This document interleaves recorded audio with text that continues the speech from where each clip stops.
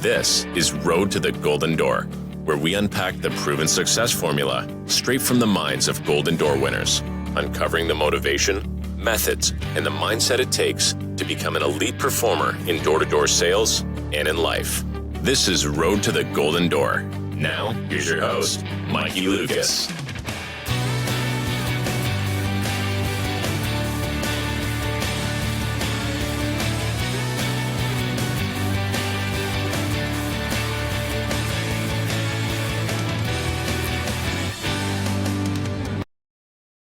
All right, what's up? Welcome back. Road to the Golden Door. Got a special guest today, the #1 salesman in the entire United States for solar.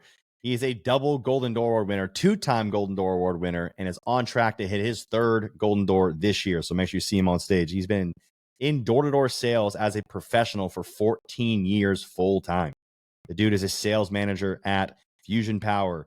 So, my boy, Luke Ward, welcome, brother. Welcome to the show, man. Yeah, thanks for having me, man. I appreciate it. Dude, looking forward to this, dude. You've got a lot of, first of all, I love just your aura, what you're doing, how you just ooze confidence. And the good thing is that, which I kind of want to know the formula behind that, but you ooze confidence and then but you're actually doing the actions that are needed with the confidence. There's a lot of guys that have great confidence that don't go and do the action. So it's interesting to hear and see someone that's such a high performer at your level do this for so long. And I'm sure if we do the math, I'm sure you were a Golden Door Award winner in alarms as well. So for everyone that doesn't know Luke Ward, who is Luke Ward? I'm just a sales guy, man. I don't know. I've got a great story, of triumph. I'm kind of an underdog story, kind of talk about this. And I'm not your typical door-to-door sales guy. I've got a checkered past, very checkered past. Went through the prodigal son stages, changed my life, turned my stuff around, made some decisions. And ever since then, I've just been into personal development and bettering myself. And as a result of that, I got a life beyond my wildest dreams. And it's a direct result of the opportunity that was given to me and me being able to take advantage of the opportunity of the door-to-door sales, man. There's nothing like it. This is the only industry where you can be broke and you can go from knocking on a door and make 5K, 10K, 20K. There's nothing like it. I'm basically a junior high dropout, man. I'm like talking all this crap about myself, but this is the story I have, right? I'm a junior high dropout. Literally, I probably stopped going to school in 7th grade. I didn't drop out. They actually kicked me out of school. I was a little troublemaker. And so the idea of getting a 9-to-5 job, I'm not doing that. I don't like being told what to do. I don't fit within a box. And so what sales allows me to do is have the ultimate freedom and flexibility to do what I want, when I want, how I want, and then also to excel. We get paid based on our performance, right? So the more I perform, the higher my checks are going to be. And I love having the opportunity to be able to eat what I kill. And so I became a good hunter. That's bottom line what it's about. Love that, dude. Tell me a little bit about your personal development journey, your self-mastery journey. What was that like in the beginning?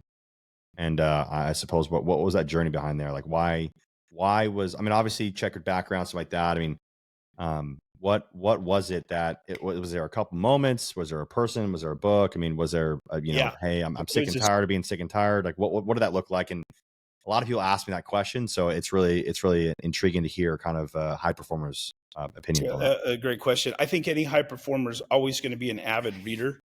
And so my trajectory was I had this checkered past and I was in trouble and I couldn't stay out of trouble. I thought I was going to die by the time I was 27. I'm 42 right now. And I had this just wild and crazy thoughts and ambitions and stuff. And so being successful or being something that I thought was successful, like I was being as successful as I thought I wanted to be. And so what happened is a series of events and then being stuck and praying out and calling out to a higher power saying, hey, I don't know who you are or what you can do, but please show me how to live. And that started the journey right there. And a series of events, I ended up getting clean. I was hooked on drugs and I ended up getting clean.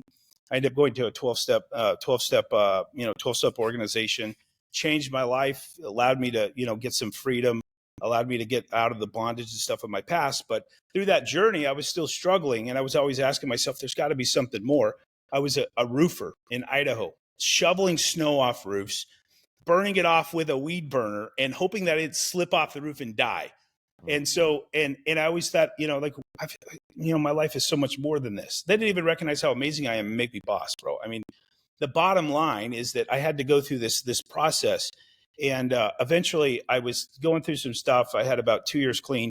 And I ended up, one of my friends was telling me about a book. It's the book called The Secret. It's really started me off on this evolution of personal development. And I read this book.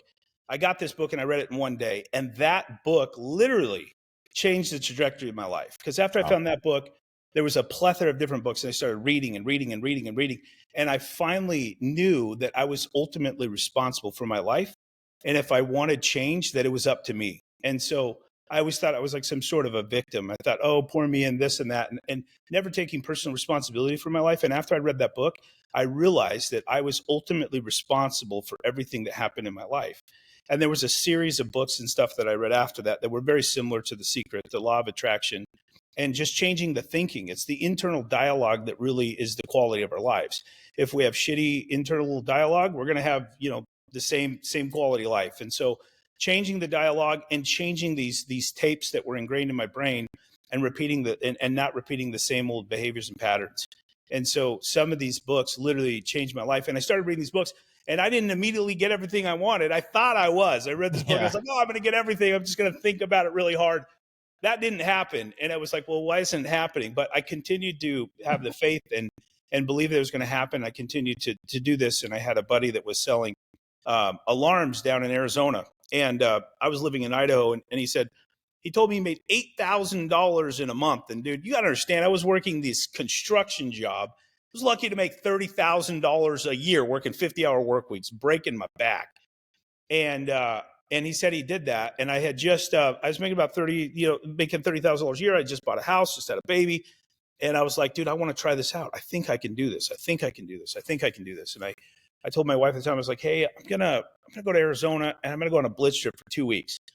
And he sent me a training manual. I read that manual every single day, like the old one where you had to go grab the customer's telephone and call the tech and run the credit. Hey, can I use your phone real quick? And I read it and I studied it.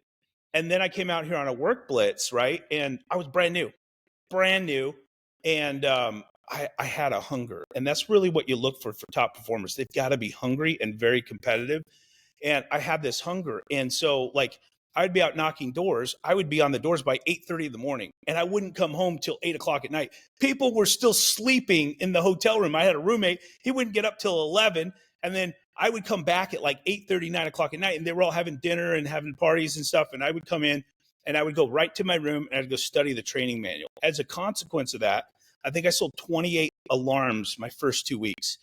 And my first paycheck was $10,000. And I was like, dude, I have arrived. And so $10,000, you gotta understand from my perspective, making $30,000 a year and then making $10,000 in 2 weeks was explosive. Dude, it was life-changing. I was like, wow. And I was hooked from that point forward, And so one of the things I think that creates any top performer in the industry is we work hard. We have this insatiable desire and this competitive spirit to just grind it out, to work harder than everyone else. And if I look at like, well, what's the recipe for my success? I'm just willing to outwork everybody. I won't be outworked. And so like, if you're the first one on the doors and you're the last one to come home, you will always be the most successful just through the law of averages, the law of numbers. And eventually you don't have the skill, right? I didn't have the skill. I remember implementing some of these things. And I was like, holy crap, that worked. That's amazing. Like just very novice skills, but I was just willing to put myself out there, get really uncomfortable and plow through things. And as a result of just weeding through these numbers and putting in the time and the effort, what happens is your skill set starts to increase. Yeah. And so just by outworking everyone else, my skill set started to increase. I had numbers. I was the number one sales guy out on that blitz trip for those 2 weeks. But let me just tell you, it's because I outworked everybody. It wasn't because I was very good. I outworked everybody. But what ends up happening is because of that work ethic and being able to plow through those doors, what ended up happening is I got the skill set. The skills started to follow me. And then I ended up developing skills and tactics and all sorts of stuff to implement where otherwise, like when I was brand new, I wouldn't have been able to transition to a sell, where now I'm transitioning to sales. And that's kind of like the evolution of my career in sales game too. Yeah. No, I really like that. That's it's just so funny. I just sit here and laugh because Luke, I can't tell you how many times I've had to say the same thing you just said to people, and I'm like, you just don't got it. Like, you don't got that dog in you. Like, I tell you to be on doors at 9 o'clock sharp every day, 6 days a week, if not 7, depending on your money situation. 7 days a week if your money situation is bad. And in my career, only a few people were doing that, and the few, which is very ironic, are all Golden Door Award winners. Have all hit Golden Door. So I don't know, Luke. I mean, it's the common ingredient. So you got to understand, and this is actually true in any industry. You know, you've heard it said 20% of the sales force are doing 80% of the sales, and there's the 20% of the 20%, and you break it down in numbers. But if you look at this, at the workforce collectively, 20% are the workers, right? And the rest are kind of just hanging out, getting a paycheck, collecting a salary, not really good at their job, just showing up. And the idea is they get exactly what they put in, right? And so I think it's the law of energy. If I'm putting in this much effort, like if I'm putting in a ton of effort, of course I'm going to start getting better results because I'm outworking people and I'm putting way more energy and time into developing my results. And so, and you'll see this, dude, believe me, I got amazing sales reps, and then I've got sales reps that don't listen. They won't follow instruction. I just give simple suggestions. I'm not one of those, hey, you have to do this, you have to do that. I just give simple suggestions. Hey, listen, if you want to be a millionaire, I'm going to show you exactly the blueprint. Yep. I never was shown a blueprint. They're like, go sell. I'm like, oh, give me an opportunity. And here's the other thing, though. Here's the other thing. I think the difference with me in perspective to a lot of other sales guys. Most guys have never had to like have a laborious job, right? And for me, like making $30,000 a year roofing, not selling roofs, actually doing the work, the shingles, right? Carrying stuff up and just doing very hard, laborious work. And then when you tell me all I got to go do is walk around and knock doors and you're going to pay me this much money, it puts an attitude of gratitude into it. So I'm forever grateful that I've been given an opportunity where I get to walk around and talk to people. That is not hard. In nice neighborhoods too. Nice neighborhoods too. Dude, that is not hard. People give you water. People are kind to you. I mean, some people are jerks, but I mean, it's part of the game. It's part of the process. But let me just tell you, most people can't get out of that comfort zone, or they go to work and they don't appreciate this opportunity, and then they squander it. It's the worst thing on the planet. When you see somebody with absolute amazing talent, you're like, this guy's going to be awesome. He's going to be incredible. He's smart. You know, he's got all of these things and stuff going for him. He's got the personality. And then you have these big, expectations of this person. And then he goes out there and he flops. And it's a direct result of him not having that ambition, him not having the work ethic, him taking it for granted. Yeah. Listen, and I'm going to kind of sidetrack right here. We're in an industry. I went from alarms for years and years and years, and I just barely got into solar in 2020, May of 2020. But let me just tell you, the solar environment is changing, and it's changing very rapidly here in Arizona. Right now, we just have a buyback rate. We have a deadline that's happening on September 1st, and they're going to drop the buyback from already this tiny amount to even a smaller amount. And that means less money for us, and that means a much harder, much more challenging sale. But the idea with this is happening nationwide. Yep. Nationwide. So we're given an opportunity to make millions of dollars. Literally, if you're in solar game, you should be making $1 million a year, period. Yep. Right? You should be. You have the opportunity.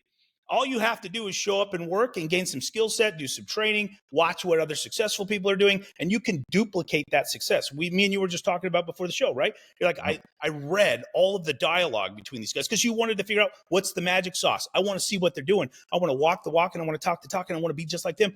I don't believe you have to reinvent the wheel. I think you just have to duplicate what someone else has done. And so if you see somebody else being highly successful in this space, guess what you do? You just copy them. Yeah. And then you come up with your own way. You duplicate what they did. You find some success. And then eventually you come up with your own form and your own strategy on how you're going to be successful. But the idea behind this is that this industry is changing. I think that I don't think we're going to be making millions of dollars forever. You can see, net metering 3.0 in California. You can see this transitioning here. You can see it transitioning all the other states. North Nevada Carolina, Energy. net metering. Dude, this industry is changing at a rapid pace. So what I would propose to everybody, we have the opportunity to make millions of dollars. And it's a very good, it's a win for you. It's a win for the customers, a win for even the utility companies, whether they admit it or not. We have an opportunity to sell a win-win-win product. And that is, and that shelf life is expiring. And so if you knew that you could go out there, it's just like the analogy of like, hey, if you knew every single person was going to say yes, like how long would you work? How much would you work? Dude, I would work nonstop. I would work 22 hours a day. I would get like 6 hours of sleep, and I would continue to do that. And there's not a like expression, oh, I made, $100 million. Like, dude, everybody's saying yes. Why wouldn't you do this? But the idea is we have an opportunity to make millions of dollars, and everybody has this opportunity that's in the solar space. Some people have a little bit better opportunity if you're in a better market, but everybody has this opportunity. But as the gap gets less and less and less, I don't think that we're going to have the ability and the capacity to make millions and millions of dollars in the solar industry anymore. You can see this transitioning right now with rising interest rates, with the utility companies buckling down and making it less lucrative to go solar. You can see this, we have all of these sources and stuff that are doing this stuff. So take advantage now. Work as hard as you can and take advantage of this opportunity. If you look at where we were at 10 years ago, when you were in Solar City, it was way different, right? People didn't understand solar, but I guarantee, like, if you say, hey, we're going to reduce your energy bill and you're just going to buy the internet off your rooftop, dude, it's a no-brainer. Like, it's net metering, dude. Give me net metering, bro, and I'll sell 500 accounts a year. I'm in a very tough market. Arizona is very challenging. Most of my clients, I work in a utility company called SRP, aren't saving a whole lot of money if they're not actually adding a bill. And so give me a net metering understanding. Give me, take me back 5 years ago when there was net metering, bro. People don't understand the gap is closing. And we're not going to be able to make, tens of thousands of dollars per deal or 5,000 or 4,000, whatever you're making per deal. That gap is closing. So if you know that gap's closing and you have the opportunity to take advantage of it, you better be taking advantage of it. I'm taking advantage of it. I worked 10, 12, 13 hours a day. Last week, I got left at 9 a.m., didn't get home till 10:30. I did that 3 days last week, right? I'm taking advantage of the opportunity because I see the gap closing, and I understand that this will transition. People are going to go solar. Solar's here to stay. It's the way of the future.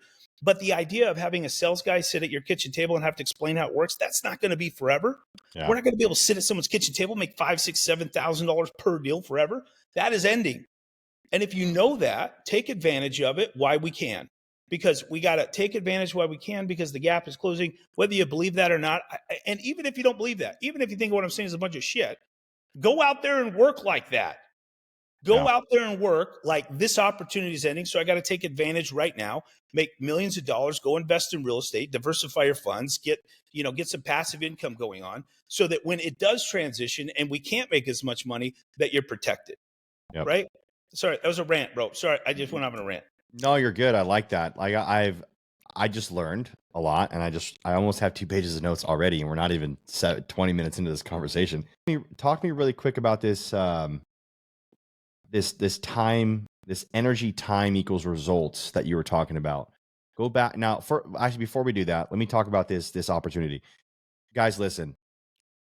What Luke is saying here is not a scare tactic for you to go out and hurry up and have urgency. This is reality. This is reality. This is happening. Like it's not a matter of if you believe this or not. No. There is regulation coming. Like it's not a fear tactic. This is actually happening. Look at all of the markets. If you don't believe that, get your head off of the rock or under a rock and go and look. Arizona's doing it right now with with APS. Nevada Energy is doing it right now. California just did it. Like again, guys, like Florida is on the way. North Carolina is on the way. There's a deadline in Chicago. Like you guys, this is not don't get me wrong. Solar will be there for a very long time. It is just going to be, I would think, even more corporatized, where, yeah, sure, there's less money. It'll still be fun, but why on God's green earth would you allow homeowners to screw themselves by not doing solar now and waiting until the net metering's gone or not at all, and they got to go pay a bunch of money for batteries? So, Luke, I appreciate. First of all, I know you're in the trenches right now, and this is stuff that you say in houses and on doors. So I appreciate you sharing that. Let me go back to this. Dude, you said a few things there that were just I just sit back and I laugh because I'm like, it's so funny how top performers come on this show and say the same thing. Guys, there is no secret. If you don't, not all of it. Like a guy named Kevin, he's a Golden Door guy that I used to, I train and used to work for my company when I was in solar. And the kid didn't even know the difference between alternating current and direct current, like AC and DC. He had no idea. And yet the guy was a Golden Door Award winner, multi Golden Door Award winner, and he still is crushing it right now. Like you don't know everything, yet you're able to convince homeowners that this is the right thing for them. Let me go back to I was actually talking with a guy in my mastermind. He was like, "Hey man, can I talk to you after the show?" And he was just like, "Dude, I'm just going through it." And you want to know what I told him? I told him exactly what you told me, brother. If he's got 8 kids, I'm like, dude, if you're in this situation, you need to go and do massive effort. There is no coming home until you got something every single day. Not only that, you need to be recording your pitch, coming home and spending an hour listening to your pitch and breaking down your pitch. Like there's no other way to get better. Luke, I want to even go back further to this story. I actually had the exact same thing my first year. My first year, I would go out. I mean, I don't know why, but the guys that recruited me in would basically sleep up until about 10 minutes before the meeting. We'd walk across the apartment complex to the meeting room, right where we were meeting at. And I'm like up and ready and I'm at the gym. But I would come home and I would stay out the whole entire time. I didn't have a car. I'd stay out the whole entire time, Luke. And I'd come home and these guys would either, go party or go to bed or watch movies. They would watch, oh my God, it was offices or be your own boss or some The Office or whatever it was. I think it was like The Office. They would watch your intelligence, bro, that distracts you and gives you some sort of, and they would like, it was the same. It was a movie. Well, I forget the movie. It was the same movie every single day on repeat. And I'm like, it's still to this day, it's probably played hundreds of times. I know what you're talking about. You're talking about The Office, right? Yes. No. There was a movie. I don't think The Office has a movie. Yes, the movie called The Office. Okay, there you go. Yeah. So they would watch it on repeat. Yeah. And I would be in my room listening to my recordings and practicing my pitch because I was like, I suck. But these guys were doing a deal a day, 2 deals a day, selling alarm systems. And I wasn't until, like 4, 5, 6 weeks in. And yeah, dude, I don't understand why certain people I just don't understand why certain people who just like, what do you think the missing piece is? Like it is very obvious that people are buying power. Why are they? Why do they have the dog? Is it you said it says about gratitude or whatever? What is it, dude?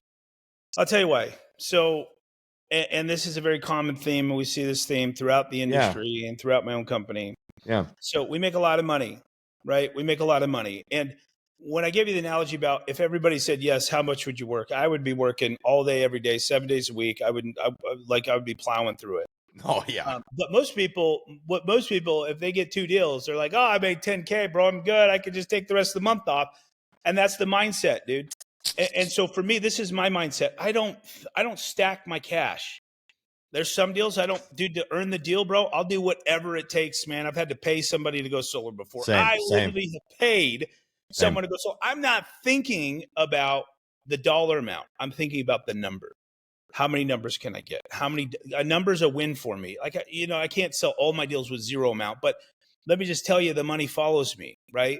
So if I put one foot in front of the other and I concentrate on just getting the numbers, and all I'm doing is numbers based, and my whole goal set is to be able to get, like it comes down to the goals. Like, how many numbers do I want this year? I have a very specific algorithm that I use. Okay, how many deals do I want? So how many sits do I got to get? How many closes do I got to get? And then I'm going to break it down to quarterly. I'm going to break it down to monthly. I'm going to break it down to weekly. I'm going to break it down to daily. How many sales what do I have to do? How many people do I have to sit with to be able to get this, right? And so the trajectory for me isn't how much money do I want to make this? Yeah, there's a number attached to it, but I'm not concentrating on that. I'm concentrating on the numbers. And then here's what happens. When you concentrate on your goal, on your number goal, the money follows. Dude, I made $1.4 million in solar last year, dude. Let's go. 1.4 million. Let's go. This is my 3rd year doing solar. Last year, I made a little over $1 million. My first year into this, from May until January 1st, I made like $480,000, right? I wasn't attached so much to the numerical, the number of the price Monetary. tag on it. I was attached to the numbers. And so every year, like last year was a very ambitious goal. I wanted to do 300 accounts, and I hit it by October. And I didn't stop. I'm like, oh, I got 300, time for a vacation, bro. I'm like, dude, this is when I just warm up. I got 300. How many more can I get? And I went out there and sold another 67 accounts, right? So I got 300 end of October, and then went out and sold another 67 accounts. But it's the different of the mindset. Most guys are selling to pay the bills. They might make $250,000. Are happy with it. But if you shift your mindset and you're just numbers based, like how many deals can I get? How many deals do I think I can get? And then you reverse engineer it, right? You reverse engineer. Okay, I want 300 deals. So last year I wanted 300 deals. That's 7 a week. So every single week I was looking at my progress. How many people have I closed? How many deals do I got? Boom, boom, boom, boom, boom. And I was on pace. Some weeks I wouldn't get 7. Most weeks I get 7. Some weeks I would. One week I got 17. It was my biggest week ever, 17. All my own personal accounts that I wrote physically, that I did everything for, just to frame that. Start to finish? Start to finish, dude. I don't believe in and the welcome call. The only thing that I do with I want to, but the idea is like you set a number goal. You don't set a financial goal, because a lot of times guys will hit a financial goal. Let's say you want to make $300,000. You hit that in August. What are you going to do? You're going to take off of work, right? Most people are like, oh, I hit my goal already. I'm done, dude. But the idea is you got to be hungry. I'm hungry, man. I grew up very dirt poor, bro. So I'm hungry, and I love success, and I love being the best version of myself. And so if that means I just have to work hard and I have to set a different mindset, that's what I'm able to do. Now, what you're asking is, how do I give that to somebody else? And I don't know, bro. I haven't figured that out. I try to do it. I can give you the blueprint, right? I can show you this is what you do. And I do that for all my guys. I'm like, let's sit down at the beginning of the year. What do you want to do? What's your goal? And then we reverse engineer it.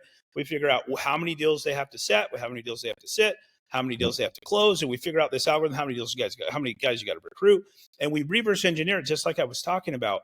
And the crazy part is that a lot of these guys, when we do the quarterly follow-up, bro, none of them are even close. Like, what are you doing? You know what your daily goal is. How many appointments do you have to set a week? What do you have to do? How many people do you have to recruit? If you're not going to set the appointments, how many people are you going to recruit? They're going to be able to set these appointments for you, right? And the thing is that you can give a guy the blueprint, but ultimately they have to have the willingness and the desire to be able to fulfill that blueprint. So give me a blueprint. Show me how to make $100 million, dude, and I will do it. Show me. I'm looking for the guy that's going to show me how to make $100 million, because I'll do it. I'm not going to, there's no reservations. I'm going to do whatever it takes to be able to hit that number. Yeah. And so what lacks in most people, and it goes back to the 20% rule, it goes back to 20% of the sales force are doing 80% of the sales. And this is in every organization. You can take any single company out there and you can see this. I see this with Infusion Power. I see this with any other company out there. The top 20% are going to be doing 80% of the sales. And then there's the top 20% of the 20%, and ultimately it's like, well, here's what I've realized. I don't waste any time with people that don't have a desire. Like, I'm done recruiting the scrubs that don't want to do anything. I like to concentrate and really dump in my time and energy into people that are willing and have a desire and are ambitious. I don't dump my my time and energy into people that are talented. That's usually, it's never got me anywhere. I like to start from a clean slate and really start from there to be able to build these people up, right? So, and I'm going to kind of backtrack right now, because selling this many accounts, selling 300, and I think my last year was 367. I sold 367 accounts. I had 272 installs. I had 290 net deals, right? And in alarms, let me just tell you that in alarms, it's one step close. You go and knock on someone's door and you transition, you get in their house and you go sell them. And it's like 30, 40 minutes, maybe 45 minutes, getting their information, you're getting their social, you're getting their banking information, and then you leave. In the solar game, it's a lot different. And so anybody that's transitioning, and a lot of the Golden Door winners were in past or in alarms, they learn how to work hard. They kind of understand tactics and skills. But in to be a high performer into a solar sale, right? To sell 360, dude, that wasn't just me. I have a team of lead setters, right? I set a lot of those leads. Don't get me wrong. I'm a badass door knocker, dude. I'm not just a good closer. I could knock doors. I can go on the street, set 6 appointments, dude. So don't get me wrong. I'm willing to do that work and I'm willing to do that effort, and I will show anybody how to do it. But the idea is, single-handedly, I don't know if it's physically possible for me to sell 367 accounts knocking my own doors. I've got a team of people that really help me, And it's a synergistic relationship. I'm always transitioning them to be what I am, and I'm showing the magic, I'm showing them the sauce. But literally, you to be successful in the door-to-door space, to be able to be a golden door winner, you have to have a team of people. You have to be transferring all of the stuff that you know to somebody else and not holding back. And so what I tell guys when they come work for me, I'm like, listen, dude, I'm going to show you how I made $1 million, and I'm going to show you all my secrets. I'm going to give you all my skills, and I'm going to show you everything I did. And ultimately, it's up to you to do it. But I'm going to show you how to make $1 million. Now, you might only make $250,000, but you're going to have the blueprint for it. And I show them how to set appointments and close deals. And then they transition from a setter to a closer. And eventually I would just want to duplicate myself, right? That's the whole game here, right? Is just to duplicate myself and have a bunch of me's running around. But the idea with this is if you want to be a golden door winner, or you are a golden door winner, let's just admit it, we have a whole team of support. And to be able to get a close, like you might have a 30% close ratio. Well, how many people do you have to sit with? You have to sit with 3 people to get one deal, right? It's a lot of people to sit with to get one deal.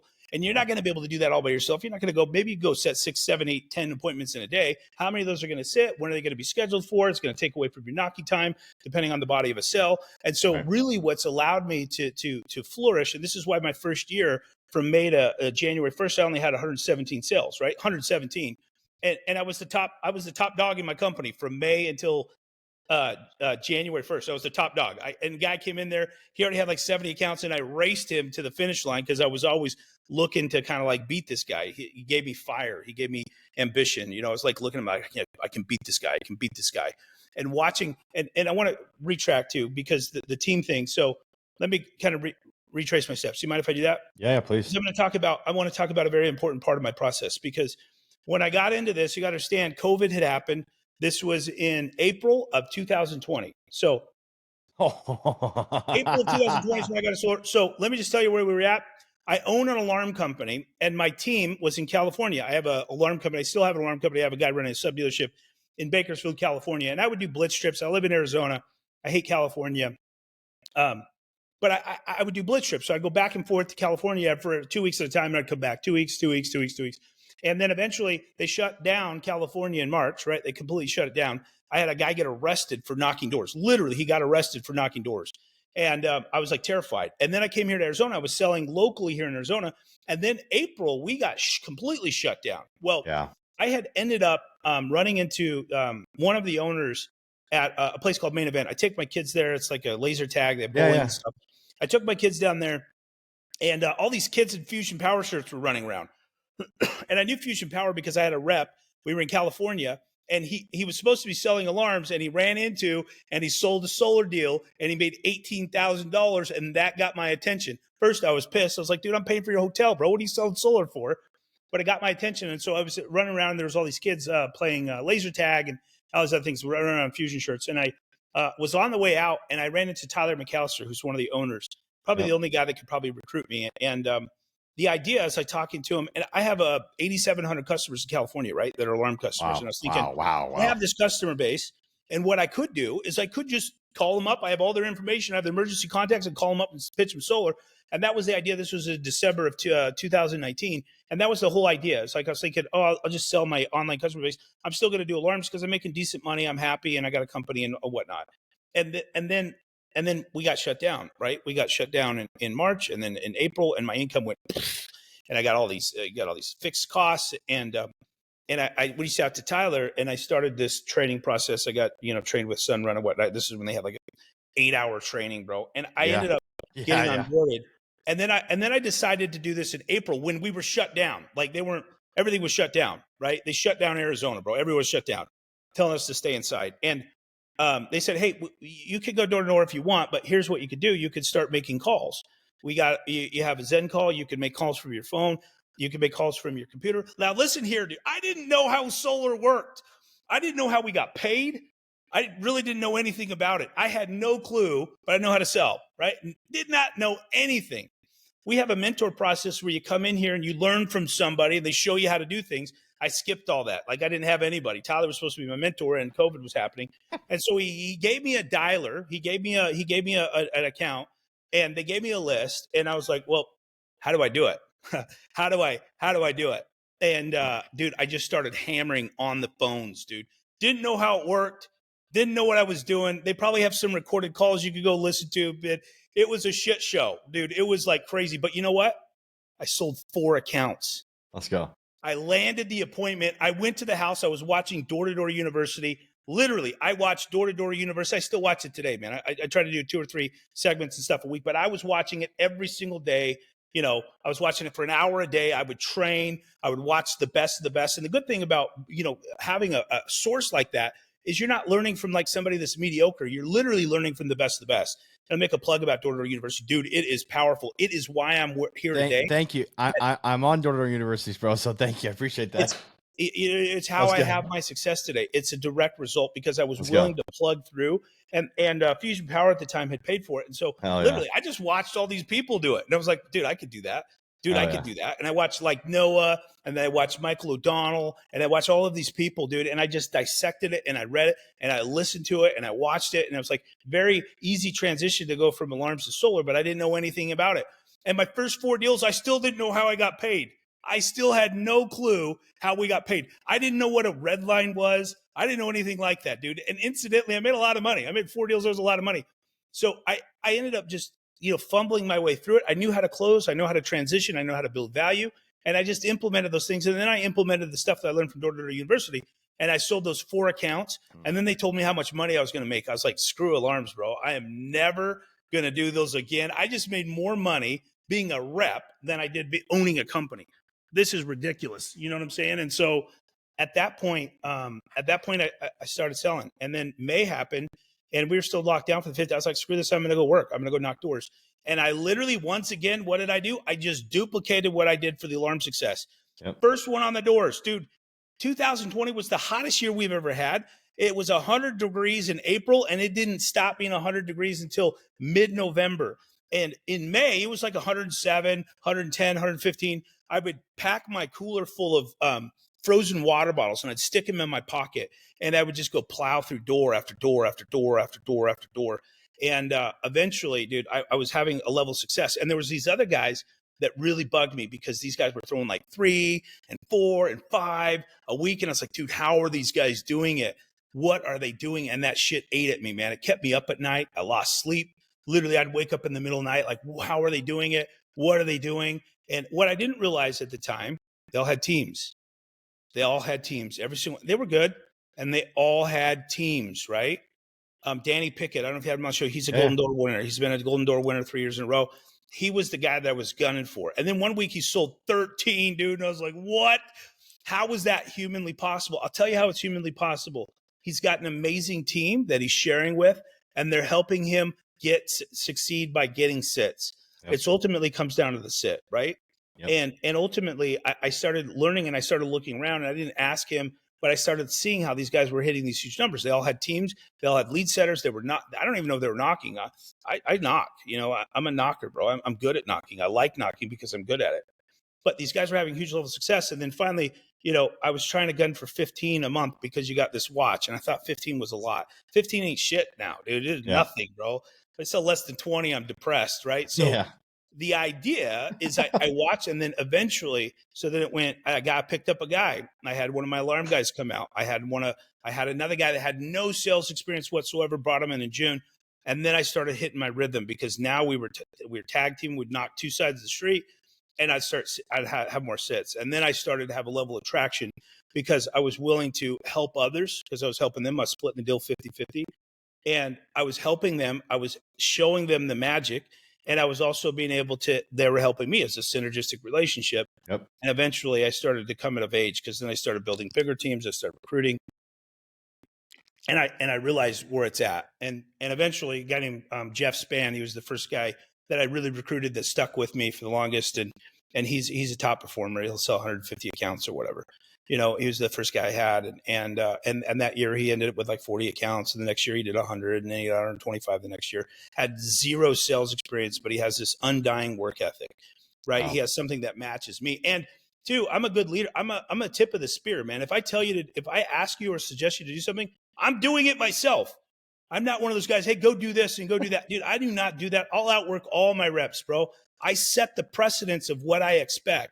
Right? If I set the example of what I expect out of the reps, listen, I'm going to show you how to make $1 million. Just do what I do and you can make $1 million. You can make 1.4, you make 2 million. I don't care what you do. You're going to be able to make a huge amount of income if you just do what I do.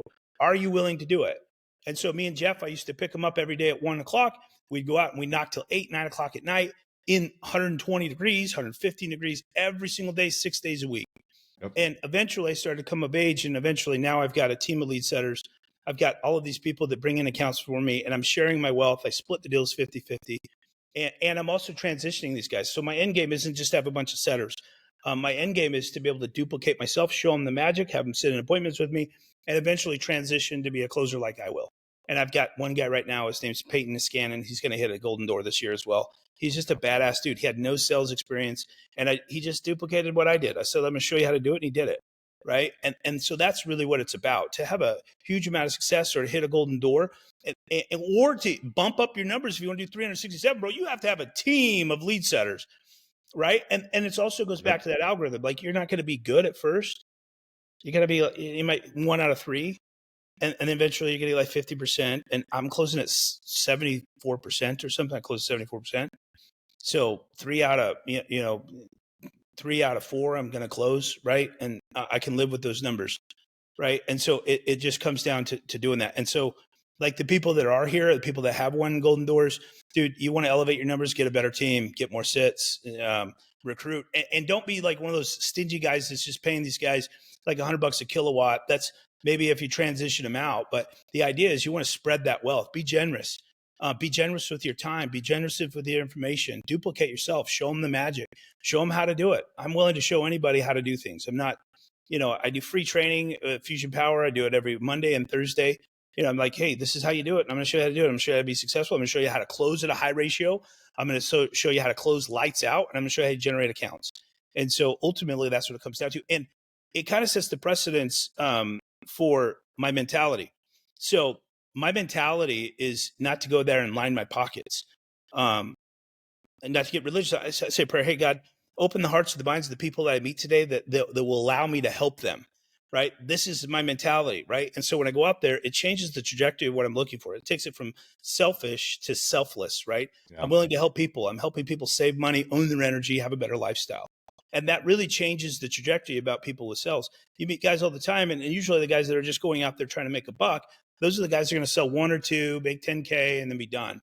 But when you change the trajectory of when you're helping people, it changes the mental status in your brain, and you're not going out there feeling like you're taking advantage of people. You're feeling like you're helping people. And so that's really what it comes down to. And it comes down from all the way down. It comes down from helping my customers, helping my reps, being able to help people transform their lives and have a better life. I love that, dude. Love that.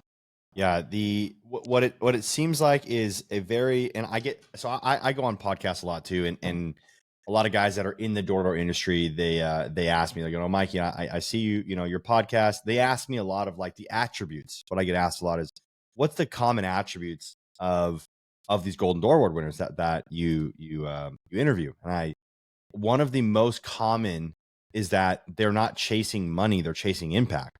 It's just the fact that the money comes along, like, for instance, yeah, exactly. It comes with it. So the other side of that coin is when people chase money, they get it once they get it, right? Like, for instance, it's same for me. I'm like, I don't know really anybody that was making 100, 200 grand before door to door, but once they get that 100, 200 grand, I mean, it's like, dude, their real intentions come out.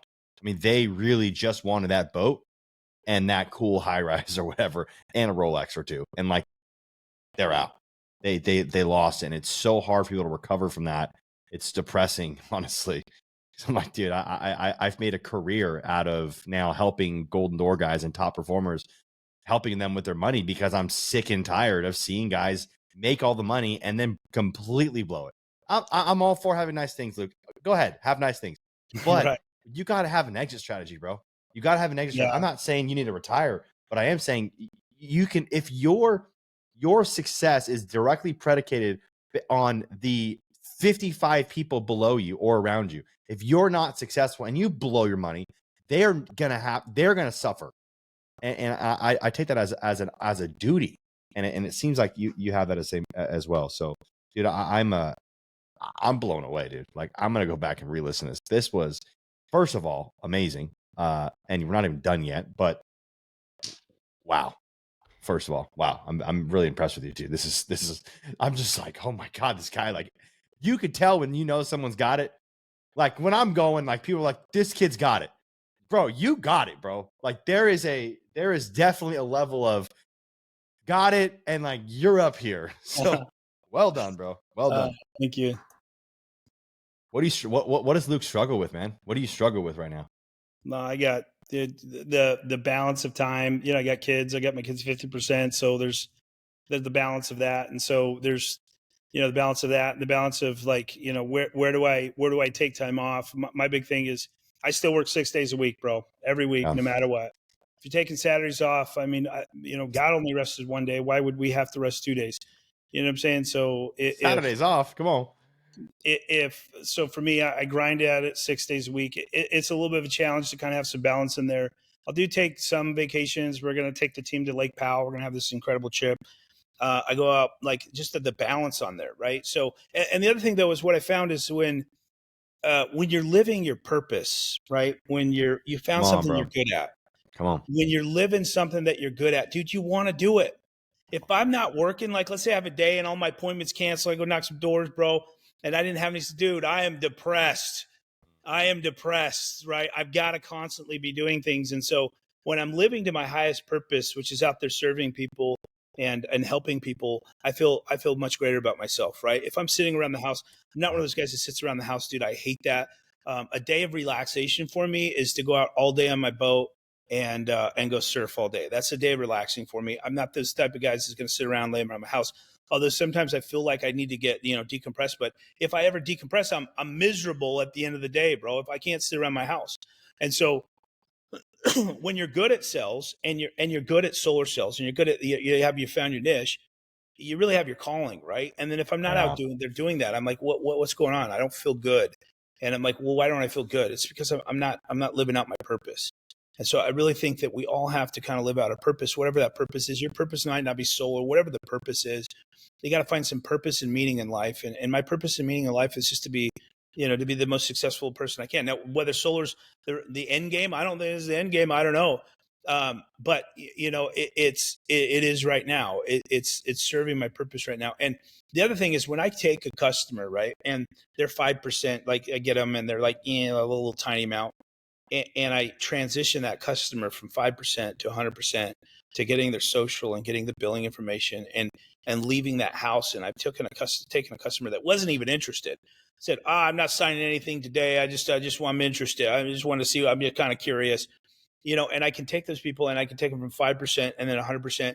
And then I look back through the sale and I see all the stuff that I implemented that I've learned along the way. It brings fulfillment. Right? It brings steady fulfillment. This is why the sales game is so amazing, because we're paying the consequences of what we're doing, right? So if I'm bombing at sales, what am I doing? What am I not doing? What do I need to be doing? And then you can take a look at it. And we're commission based. So if we fail or we're not doing something right, we're going to see it in our pocketbook, dude. And that will immediately let us take action and reconfigure and do some introspection and see what we have to do to be able to get better. Yep. Right. And so this is, it's constantly telling us what we're doing. We constantly get feedback in the sales game. Are we being successful? And the other thing is when I take somebody that's a very hard sell, I love challenging sales because when I can convert those people, I feel good, right? I'm like, dude, I did this. Those are the best. I love those. I did this. And I leave that house going, yeah, boy, good. And you're on fire, right? You're on fire. And this is the other thing. People always talk about, hey, even keel and sales, just be even, just have the, not the highs and lows. Screw that, bro. I use the highs and I use the lows. If I feel like shit, I want to feel like shit because it serves a purpose. Yeah. Right? People are always like, I just want to be happy. How are you going to know happiness without sadness, dude? You won't ever know. How are you going to go to the highs without the lows? And I'm not talking about super high and like the bipolar shit, but I'm talking about if I didn't get a sale and I blew it, bro, I feel like crap, right? And I'm doing some introspection. What did I do wrong? What could I have done different? What should I have implemented? And those are the ones that are really the biggest teachers.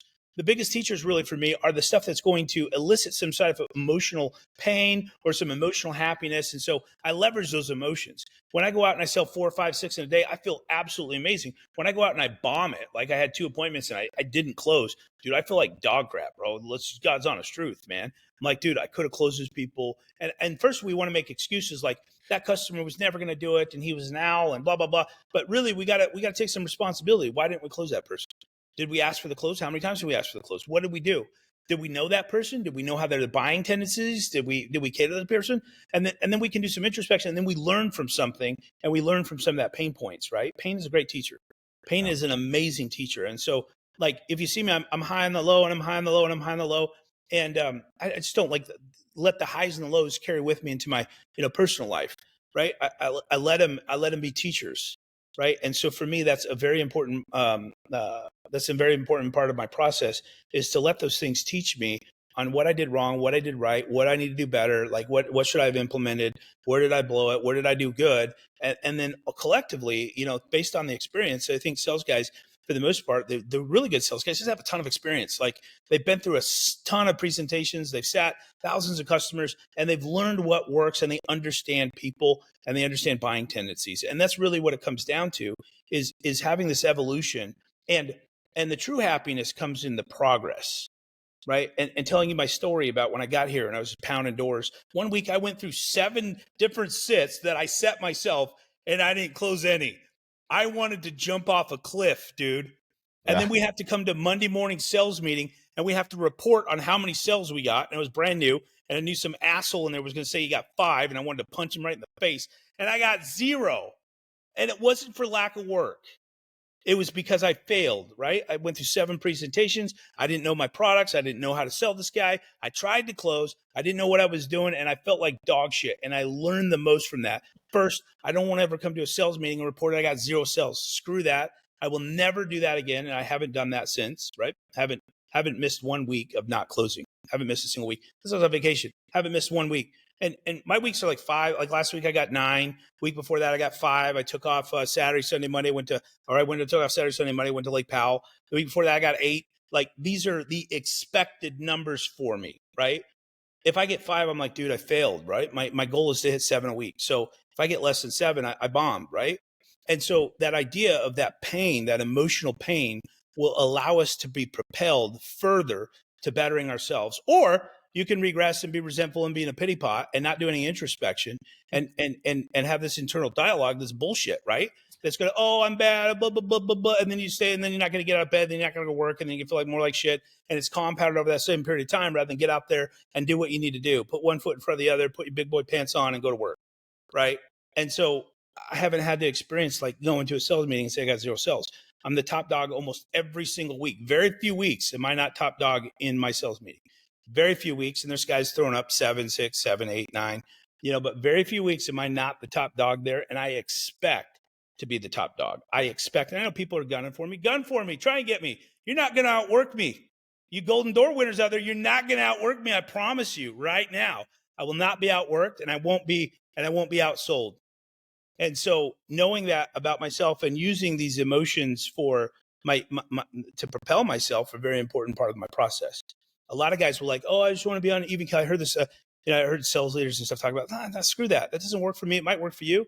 Glad it works for you. That doesn't work for me. It's not going to teach me anything if I'm on even kill, whether I get the sell or not, right? But I don't go in the sell. When I go into a sell, the other transfer of emotion is I go into sell to just do my thing. I'm not having expectations. I'm going to go in there and do my absolute best. And I'm going to do everything in my power to get these people to say yes. And, 72%, 73% of the time, they're going to say yes, right?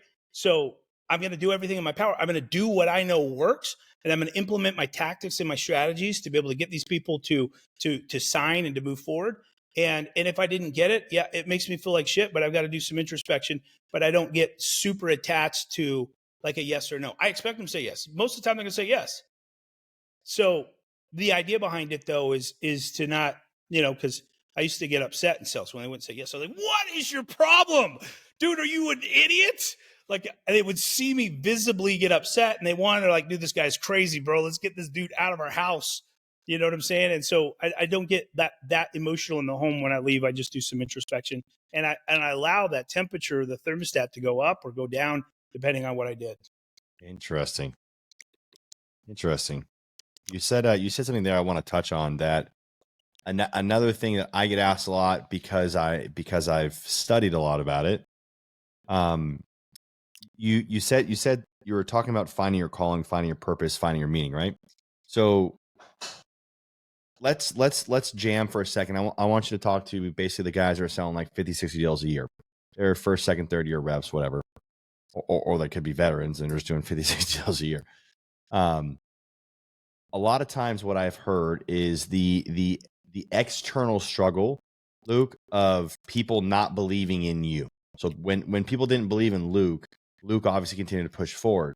So what are some of those things that you've done that, did you just block it out? Do you show, like either revenge or whatever? Like, I'll prove you wrong. Like, what are some of those things, like when everybody else, whether that's your mom, your wife, your kids, whoever, your family, the world, right? You said in the beginning of the podcast, you said, you played victim card for a while. When everybody's telling Luke, why don't you get a real job, man? How long are you knocking doors? Luke, you're 40 years old. Come on, bro. Like, what are you doing? Like, what did you do in the first few years when maybe you weren't doing that well? No, don't listen to the dream stealers, man. If someone's making $100 million and they have net worth, I'm going to listen to that guy, right? He knows what he's talking about. If someone's making $60,000, $70,000 a year, dude, kick rocks, bro. I do not want to be like you. This is the problem with the educational system. These guys are making $60K a year and they're indoctrinating our kids, right? I mean, they're making $60K a year. What are you going to learn from someone making $60K a year, right? You got to up level and you got to really believe in yourself. And then also look around. How many people are making millions of dollars? How many making the hundreds of thousands of dollars? What are people doing? And then when you can look at these things, it's really important it's birds of a feather is what I talk about. So birds of a feather, a lot of times family members and stuff. I didn't have that particular type of family. It was like, you're knocking doors. What are you doing? A lot of guys have that. And they don't understand that door knockers and salesmen are the best paid people in the world. We're the best paid people out there, right? And all we're doing is going out there and making connections with people and helping people. And that's what it comes down to. So if you're selling 56 a year, go look at someone that's selling 120 a year. Go look and see who's selling 80 a year. If you can't believe you can sell 367, go look at someone that's doing 100, right? What are they doing? What does their life look like? How much money do they have, right? And you got to it's activating the reticular activating system. So reticular activating system, you've heard this from Tony Robbins. It's what we think about or what we're like conscious of, and that what we put in our brain, that's what we find. And so if you're looking to find all the reasons not to do it, you got the horse blinders on. Guess what you're going to find? A million reasons not to do it. And I'm going to kind of backtrack right here. This comes down to internal dialogue. What kind of questions are you asking yourself? If you're talking to yourself and saying, dude, I should go find a real job. I should go get something that's predictable. Where should I can't do this. Like, what am I doing here? Why am I doing this? Like, you're going to get answers, right? You're going to get these answers. Now here's the quality of our questions to ourselves determine our lifestyle. Wow. Like, who's performing at a high level? How are they performing at a high level? How can I be like them? What's different about me and them? How can I up level myself to be somewhere where they're at? What are they doing? What's their trajectory? Like, what's their mindset? What are they doing? Just like what you had done, reading like pages and pages and pages and pages of notes. You wanted to figure out what these guys are doing. So you're like, what's the secret? Let me go read what these guys are doing. So somewhere you had some internal dialogue. You're like, how are these guys selling 10 a month? Well, let me go see how they're selling 10 a month. Let me go see what they're doing. Let me go see like what kind of questions they're asking. Let me go see what they're saying to themselves. And so ultimately what it comes down to is blocking out the people that, dude, if anybody's making less money than me, I don't listen to them. If anybody that I don't respect is talking shit to me, I don't care, right? I don't care. I'm going to listen to the people that are performing at a high level. I'm going to listen to people that are making millions of dollars. If you're making $10 million a year, I'm going to listen to you. I don't make $10 million a year. I'm listening to you. How did you make $10 million a year? What's your mindset? What are you doing? How did you find this? Like, I'm trying to pick the brain, and it comes to curiosity. I'm not curious about how to make $50K a year, dude. I do that in a month, do that in a week.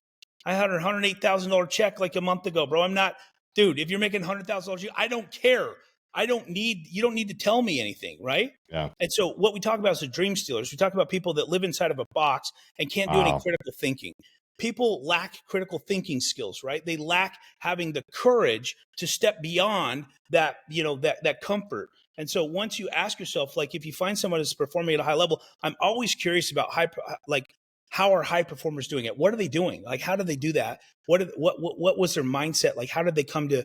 I think that we attract stuff into our life because of our mindset and what's going on with us. I don't think that the universe or God or whoever gives us anything that we're not ready for. And we start mentally preparing ourselves and we start creating this inside of our brains. And if we can't create it inside of our brains, we're never going to be able to attain that. And so looking to others that have performed at a very high level and not being like, oh, they did it because of this and they did it because of that. Why can't I be like, dude, that's so stupid, dude. That ruins a perfect opportunity to figure out if they can do it, I can do it. It's just developing a mindset like that. And so people that are selling 50, if you're selling 50 or 60 solar accounts a year, bro, you're making decent money. If you're selling like 20, 25, you're probably, I don't know, man. I don't know what decent money is, but $250,000 is decent. But the idea is find the other people that are performing at a high level and question yourself, what are they doing? Like, ask yourself, what are they doing? How can I be doing that? What do I have to do different to be able to attain the type of success that they want? Right. And so ultimately, it always comes down to piquing the curiosity and then creating it and understanding that if someone else has done that, there's nothing different about them. They don't have anything that we don't have. Right. There's nothing out there. I can do anything I want. I have this mindset that literally I can attain, I can be anything I want. Ultimately, just comes down to knowledge. And how do I get that knowledge? What do I have to do to make $100 million? I'm still searching, bro. So if you find a way to make $100 million, let me know and show me. Make $100 million and I'll figure it out. Right. I mean, that's what it comes down to. And so, like, I'm never going to listen to people scrubs. I don't listen to them, dude. Don't respect them. It sounds a lot like what Kobe Bryant says. Are you a big fan of Kobe Bryant at all? I follow some stuff. He's got a work ethic. Yeah. The very common denominator with high level performers in any industry. They have an undying work ethic and they have this insatiable desire. Yeah. What did he say? He said, people, like, basically, I'm going to paraphrase it. People that are underperformers, the 50, 60 deals a year guys, I don't understand you, and I don't want to understand you. Yeah. Hey, this is the other mindset that 50, 60 deals do. They're like thinking, this is what they think. And I've been approached with this. Like, you must be lying. You must be lying. How much are you lying? Like, they think they can't wrap their brain around it. And they accuse you, like, you must be lying. If I do 50 deals a year because I'm honest, or whatever the bullshit they come up with their head, they concoct in their head. And they find ways to kind of make themselves feel better because we have this ego that we need to protect, rather than like, dude, how did you do that? Like, for me, I watched Michael O'Donnell. Wow. I watched on Door to Door University. I used to watch Michael O'Donnell and I would repeat it over and over and over again. And at first, my presentations were very similar to his. Now I've come up with what I believe is something that works for me. It's a very high closing ratio, and I've learned to implement really amazing tactics and skills that are, I think, a high level closing techniques. But I met this guy at a door to door conference that they had here in Phoenix. And I saw this guy. I was like, holy shit, bro. Whoa. Dude, I was like, bro, let me take you out to lunch, dude. I watch your stuff. You're so powerful. You're amazing. Thank you so much. Dude, I'm selling because of you. He didn't know who I was. He thought I was like some guy. And he's like, dude, okay, yeah. Because he gets that a lot. He's like, he's really well known within the industry. And I was just talking to him. And I was like, dude, can I get your number? Can I get your number, bro? It's like begging him to get my number, get his number. I was like, dude, how are you doing it? He's like, I'm work 7 days a week, 3 appointments a day. This is what I do. Here's my strategy.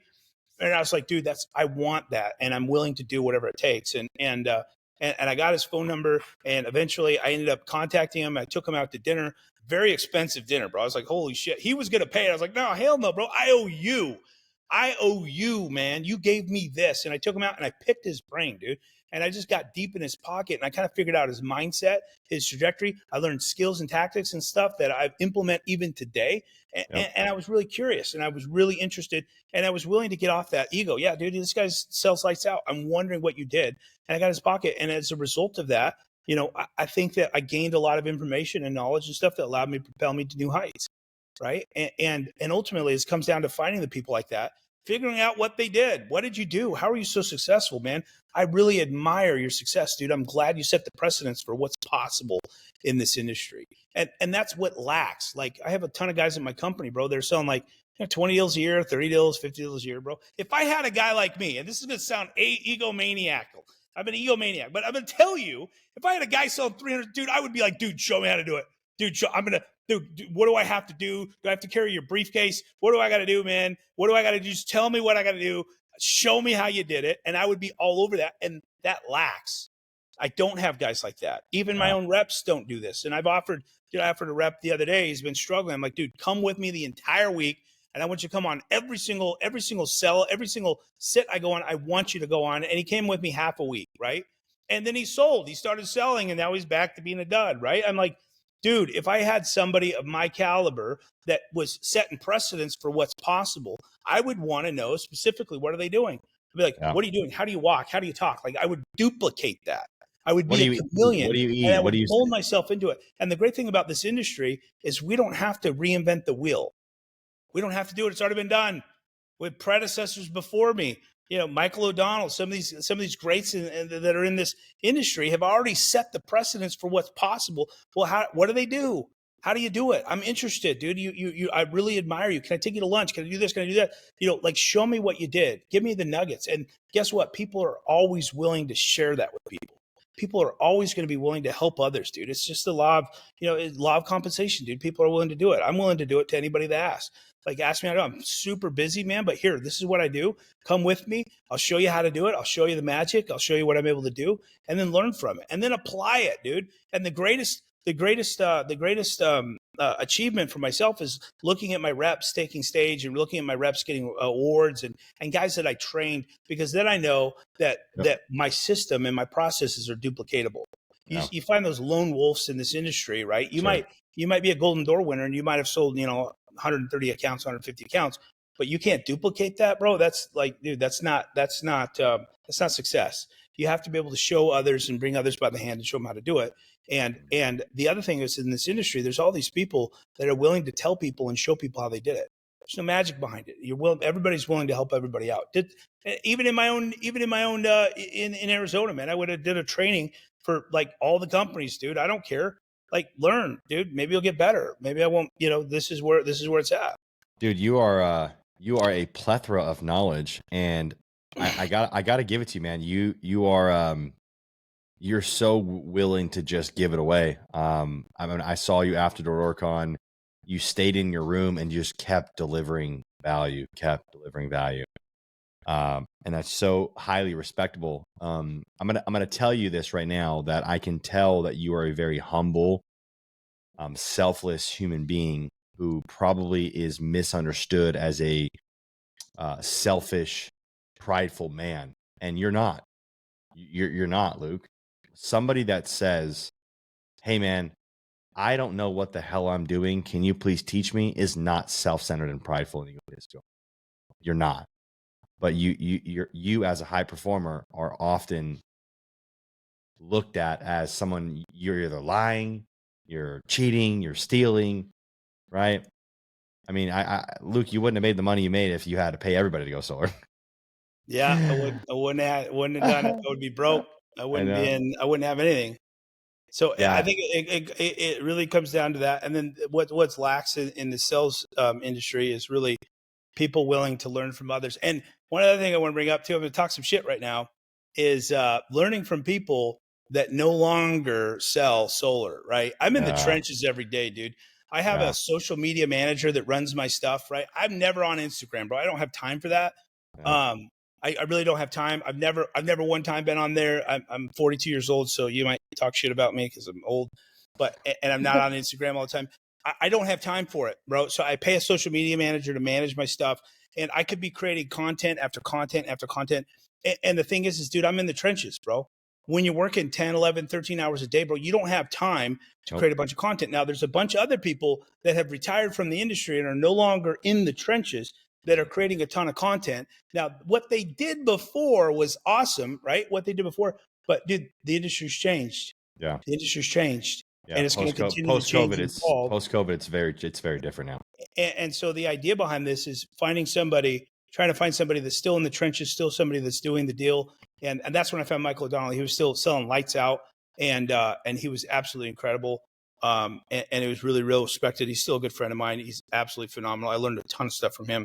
Yeah. It's the reason why I didn't have nobody trained me, dude. I had to learn everything on my own. I had to learn the loan products, had to learn the leases, had to do everything myself. I just kind of figured it out. I just started messing around with it. I didn't get scared. I went in there and messed with it. And then learning the sales tactics and skills and stuff to carry me forward. And I think now I've evolved and changed and stuff to where I have sales tactics and skills that, dude, these are effective sales tactics and skills. The techniques that I employ when I'm in the home, or the techniques that, that I'm implementing when I'm on the doors, are very highly effective. And they came from me just being willing to learn what works and learn what didn't work, and have that same ebb and flow of the highs and the lows, and understanding and stuff, and doing the introspection and figuring out what the effective processes were. Luke, why don't you think people are willing to learn from somebody else? Why? Pride, ego. Like if ego, and then unwillingness. I think some guys are just unwilling. They're like, dude, I had one of my reps that he was a good performer, bro. He had zero sales background. This guy was he was the shit. And he's like, he came to me and he's like, dude, I'm not willing to do what you're willing to do, but I'm willing to do what he's willing to do. And he was always chasing Jeff. Matt and Jeff were always chasing each other. He's like, I'm willing to do what he does. I'm not going to sacrifice and do what you do. That's impossible. I'm not willing to do it. There's that mindset where you're just not going to be willing to do it. And there's people that aren't going to be willing to do it. You have to make sacrifice after sacrifice, right? And a lot of times people are unwilling to do that. They're unwilling to make the sacrifices that are needed to have that level of success. You have to pick your poison, right? You have to make a decision. Do I want to go out and party? Do I want to have fun? Or do I want to buckle down? And just goes back to my alarm days in that first, that first blitz trip, and being willing to be the first one on the doors, and the first one home, and not going out party. Dude, I don't have time for that shit. I got to read my manual, bro. I got to make money. You know what I'm saying? I got to get better, dude. I'm not that good. And so, like, having that mindset and being willing to make those sacrifices. And I think that comes easier for others. If you've had money your whole life and you've had this, this massive amount of abundance, I think maybe a lack. If you don't have that drive and that ambition and that, competitive spirit, you might not be ambitious and competitive to do that. But I'll just be honest with you, man. I hate when people are better than me, dude. I cannot stand it. Dude, when I found out that guy had done 500 accounts, I hate that kid. Bro, who is this dude? I got to find him. I thought it was I was like, dude, how did he do it? This is bullshit. And I started going through that rigmarole. And we were talking about it. I was like, oh, this is humanly possible. But I'm telling you right now, that keeps me up at night, right? Yeah. That stuff keeps me up at night. Now, how you can impart that and give that to some others, I don't know. I don't know how to give somebody that the drive and that ambition and that, the stuff that keeps you up at night, the stuff that bugs you, the stuff that you just can't, it doesn't sit well with you. I don't know how to impart that to others, right? I think that's kind of ingrained in a lot of people. I think everything can be learned, but ultimately it has to come from somewhere deep inside, right? And that lacks so often in guys. And so what I always encourage guys to get competitive. Dude, why would you be okay coming to a sales meeting and saying you got 2? This guy got 3. He's not better than you, bro. You're way better than him. Why did he get 3 and you got 2? Why did that guy get 5 and you got 2? Why did that guy get, whatever it is? Don't let that stuff bug you, man. It should bug everybody. Nobody should want to be like second rate, right? Everybody should want to be the best version of themselves. And the other thing is, someone already doing it, dude, there's no reason why you can't do it. Yeah, there's exactly. absolutely no reason, bro. And the other thing about door-to-door sales and what we're doing, you don't have to be that smart. You don't have to be intelligent. You don't have to be good-looking. Good-looking people have it better. Smart people have it better. But you don't have to be either of those things. Just go out and work hard. Learn from your experiences. Learn from your mistakes. Yep. Go out there and put one foot in front of the other, dude, and you will be successful. If you just go out and you have commitment, you will be successful. And it goes back to the algorithm. You're talking about time. You're talking about time and energy. I talk about discipline and commitment over a long period of time is always going to equal the desired results, right? You can't rely on motivation. Sometimes people can listen to shit. I listen to stuff all the time for motivation. Motivation's fickle. It doesn't last. When you're out there knocking doors in 110 degrees, dude, you do not give a shit about motivation. You're like, I'm done. The motivation was done when I got out of the car door, man. It's 110 degrees, dude. It's hot. That $1 million house is no longer motivating me. I'm done, dude. Nothing. You gotta dig deep, and you gotta have a level of commitment that's really lacking in this space.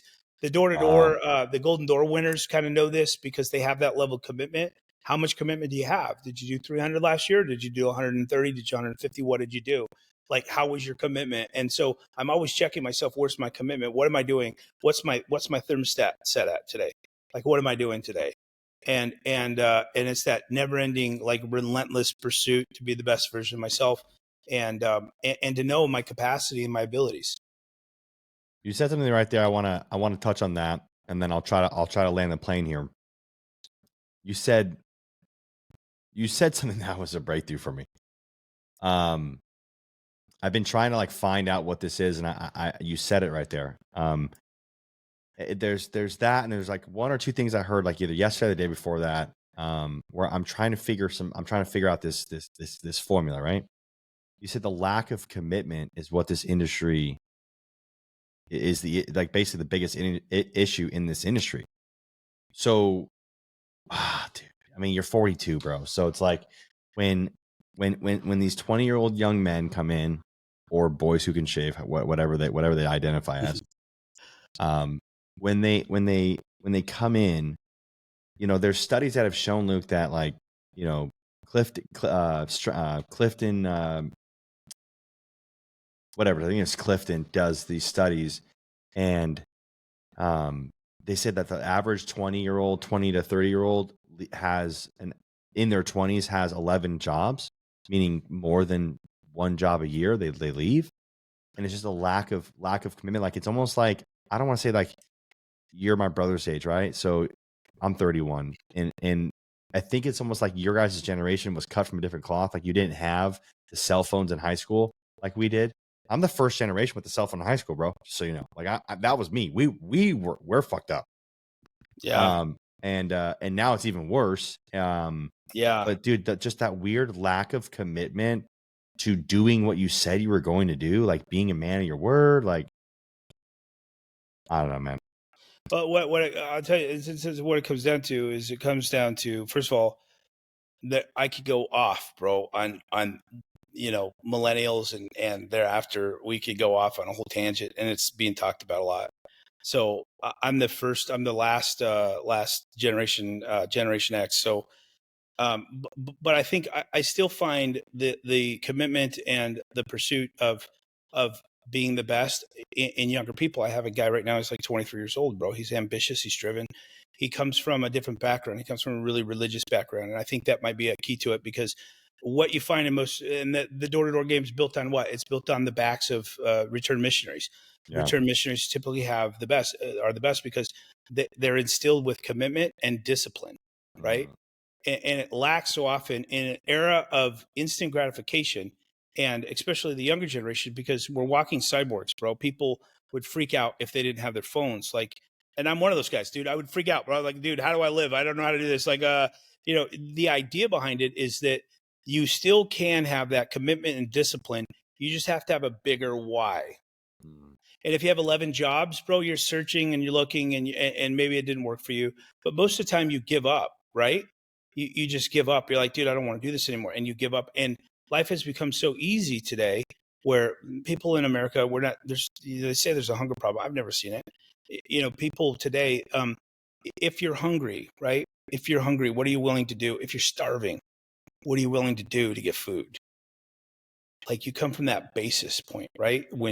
If you're hungry, dude, it's like, if you need to breathe, what are you going to do to breathe, bro? You're going to do whatever it takes to breathe. Same thing with hunger, right? Now, how do you instill that into a newer generation? I don't know, man. You know, it's kind of lacking in this newer generation. And this is why, you know, I would say it went from, you know, top 20% of the workforce, not just in sales, but top 20% was doing all the work. Let's say like whittled down to like 8% now. 8%, you go to anywhere, you get shit service, you get shit attitudes, you get all of these things. All People the time. are entitled. And unfortunately, with this level of entitlement, people are in for awakening, bro. You can't be entitled person. But the level, you have to just dig deep. You have to have you have to have a bigger why. So my why is just to be successful. I did not grow up successful. If I got what I should have got, I should be in jail for the rest of my life or dead, or one of those sources. And so, an attitude of gratitude has really brought me into the position where I'm not entitled, and I take full responsibility. This is the other thing that's lacking: full responsibility. Read Extreme Ownership by Jocko Willink, dude. It is an amazing, powerful book. And Grant Cardone talks about it all the time. He talks about taking responsibility for everything in his life. Once you start taking responsibility for things in your life and you ultimately know that you're responsible for everything that happens in your life, you start doing something different, right? You're like, dude, if this is, and one of the mantras I say is, if it's going to be, it's up to me, right? If it's going to be, it's up to me. And this is why the sales industry and being in the sales processing game is so good for me because of that mantra and being able to implement that. But there's a whole bunch of stuff that's lacking with the new generation. They've never grown through hardship. I think one of the things that makes me successful, bro, I was a roofer. I did shit jobs. Dude, I was in the trenches, bro. I've been homeless, dude. I've literally lived on the streets in San Francisco. I've lived on the streets in Eugene, Oregon. Lived on the streets in Newport, Oregon, bro. I've been homeless, dude, eating out of dumpsters, man. So, like, the idea is I know hardship. I know the contrast. You know, you can't know the good without the bad. You can't know happiness without sadness. You can't know any of these things. And so the idea is I know those things. And so I can only speak for myself and then collectively know what's happening with other people. But I have this innate desire to be better and to outperform myself and this competitive spirit. And most people kind of lack that competitive spirit and that willingness to be able to do whatever it takes to be successful. And what I look for today in my organizations, I look for people that have that hunger. I look for those people that have that ambition. I look for those people that are going to commit and have consistent behaviors and are going to have these desired results. I no longer waste my time on people that don't have level of commitment. I'm not going to do it. I'm not going to do it. And if you listen to this podcast and you don't have level of commitment, get some freaking commitment, man. Get some commitment. Commit to something, anything. I don't care if it's solar. I don't care what it is. Commit to something and wholeheartedly throw yourself into that no matter what, you'll commit to that. Well, it's so easy to just get out now. It's so easy to just get out of anything, no matter what it is. Well, but dude, there's like you quit one job, 500 open up. Dude, you see the trajectory. Like I follow like global politics, right? Not just the shit show that we have, the politics structure here. Global politics, and there's a perfect storm brewing. And you can see it from all angles. This is globally. Yeah. This isn't just in the United States. And I think people were in for this, this perfect storm that's going to happen. And you've heard the saying, soft times create soft men, hard times create hard men, right? And so what we do is, and if you go through a hard time, you want to create a soft time for your children. The problem with that is, though, it's like a bird. Like we used to have these chickens like in school, and we'd hatch them. And you would see the mom and you see these chicks hatching out of the egg, and the mom wouldn't help them. And the natural reaction is to want to help those guys. But if you help them, they're going to die. They're not going to have the strength or the desire to be able to get themselves out of the shell.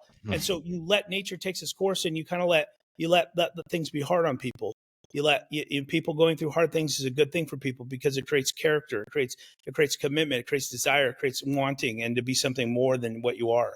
And so I think kind of what's lacking industry wide is, first of all, we make a lot of money. So if you sell one deal, you might make $5K. If I made $5K, bro, I'd be like, dude, holy crap. Back in my 20s, dude, I'd be like, dude, I'm rich. $5,000, bro. I didn't make $5,000 in a whole year, man, let alone $5,000 from one solar deal. But ultimately, it comes down to changing your mindset, no longer thinking about the money, but thinking about the numbers. Set a goal for numbers and go out and achieve it. Every single Golden Door winner, I'm sure they had some sort of numerical goal that they were trying to gun for. They wanted to have the income. They want to have the income, or they want to have an income. They're like, hey, I want to make, they had some lofty goal for income. But the idea behind this is that if you set the goal for the numerical value and you commit to it and you're willing to do whatever it takes, then you'll achieve those desired results. I love that, dude. Yeah, I couldn't agree with you more, man. I feel bad for the people that, they have an addiction to all these gurus on the internet and think that, they can it's just going to be easy. I was given a freaking 2-page manual and was kicked out of the car. Yep. Hey, dude, go knock doors, buddy. Get your ass, and then see if you're going to make it. Because if you make it in Baltimore, and then in DC, damn. I feel bad sometimes because what's funny is there was 2 Golden Door Award winners that I'm thinking about right now in my organization back in the day that I did that to. And one of them, I was like, I am not giving this one attention. Yep. Nope. She ain't going to make it. And turns out, dude, she killed it. And the other one did the same thing. And I was like, you guys, just so you guys know, you guys got way more attention than I ever did. But whenever I left you, I was doing that on purpose. Yeah. I was doing that on purpose. If I kept giving to you the goals, everything you told me you wanted to do, all of you, you would have never even come close to them. But look at you now. You're welcome. I had a plan. I love it, dude. Well, cool, dude. This was awesome. First of all, it's going to be very hard to have you back on because of how busy you actually are. It was very hard to get you on this time, which was great. I'm glad that we were able to spend this hour together, hour and a half together now. Where obviously I want people to support you. I want people to follow you, man. I know you post. You have people that are posting on the internet for you and stuff like that. And where can we find you? I want everyone that's listening to go out and follow you, whether that's LinkedIn, Instagram, Facebook. I do free trainings every week. Let me see what my I don't know. I think it's the Luke Ward Official. So on Instagram, Luke Ward Official. I post a ton of trainings. I don't do a lot of content. I'm going to start doing some more content. I'd like to kind of give back some tactics and some skills that I've implemented inside of a cell. But I talk a lot about that at my trainings and stuff at Fusion Power. We're on stage and I do these trainings twice a week. But a lot of those are posted on there. But it's at Luke Ward Official, and you can find some stuff on there. Awesome. Eventually, I'll write a book like Michael O'Donnell. I don't know, man. Maybe I'll write a book like that. I don't think it's going to be solar exclusive. I think it's going to be about mindset and changing the trajectory of your life. And really, the people, I might not be able to relate with the people that, have always, had a good life and always made good decisions. But the people that make poor decisions and have failed and have gone from really low lows into where they're at today, I hope it resonates with them, because I'm a proven example that you can take a drug addict, homeless kid that was in and out of jails and change my life around and be what I am today. And so I really consider my story an underdog story. Most of the time when people in and out of jail, the recidivism rate is like off the charts. And so I got that out of my system when I was younger. I made some changes, I made some commitments, and I started the process in my journey where I'm at today. And so the house I live in a multi-million-dollar home, dude. I have all the stuff that you're talking about that people buy, but I got a lot of money, bro. So don't worry, I diversify. I got a lot of real estate. I got a lot of passive income. So I didn't just go out and buy shit. Like, I'm very conservative because I've never had a lot of money. But ultimately, when we get a lot of money and we have this massive amount of abundance in them, and we have a lot of money back in our banks and we have like passive income, I've allowed myself to buy some of the stuff that I want. And so, like, I got all of the stuff that I didn't even know I ever wanted this shit. And I've just been able to do this. I have my boat. Like, my true joy is going on my surf boat. It's a 25-foot Taiga ZX. Sheesh, let's go, dude. It's like my pride and joy. I typically try to do it once a week on Sundays. I take only Sundays off. But those types of things that I have today, when I walk in my house and I'm like, dude, wow, this is incredible. It's surreal, because I never would have believed that I would be able to achieve what I have today. And it comes from that commitment and the consistency, but it also comes from given this opportunity. And so if you're given an opportunity to sell solar, man, you are in the most amazing space ever created for guys that have no diploma, dropped out of school or whatever. Or even if you have a college education, dude, this is an incredible opportunity, man. We make a ton of money. We have the ability and the capacity to save people tons of money, let them own their energy, have a better lifestyle. Dude, it's a win-win-win. Everybody wins in this relationship. And as a direct result of that, we get in a life beyond our wildest dreams if you're willing to work hard. I love that, dude. Freaking love that, dude. All right, brother. I know you're gonna be on stage again this year. Super excited to see you there. Are you going to Latin SolarCon? No, should go, man. Too busy, dude. I barely to go to any events. I'm part of Sam Taggart's mastermind, bro. He runs all these events. I'll make maybe one a year. I'm going to go to Tahiti. We're going to go to Tahiti in October. But yeah, bro, it's hard for me to get away. I'm in the trenches. And so for me to make a sacrifice and go to Solar or Latin SolarCon, I didn't even go to SolarCon this year. Year before, I was asked to speak and I went out there, but that's it. hard for me to be able to pull off out of the trenches and go to these events. And I got to ask myself, like, dude, am I going to make, how much money am I going to make here? Like, what am I going to do? How many connections? I would make connections and stuff, but ultimately it comes down to being in the trenches and being around my guys. And it's hard for me to take time off, dude. It's very challenging for me to take time off. No, I totally agree. In your case, you'll likely make $0. All you have to do is post on the internet what you're doing, get the award, boom, that, and let your team on social media do that, and that will be way more money. Make way more money, make way more presence. You can just drop ads just on the Salt Lake Palace during Door Conference, and you'll get more presence. Like, you're already there.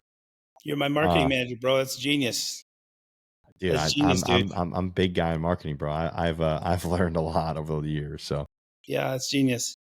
All right, brother. Well, cool, man. God bless you, dude. I really appreciate your time here, man. And dude, I don't have any more room on my pages here. This is amazing. Well done. All right, brother. Appreciate you, man. Any final words to the Golden Door Award winners? Appreciate you guys. Go out there and grind, commit, and then be consistent. You'll have those desired results. Love it, dude. All right, brother. Take it easy, man. Holy shit.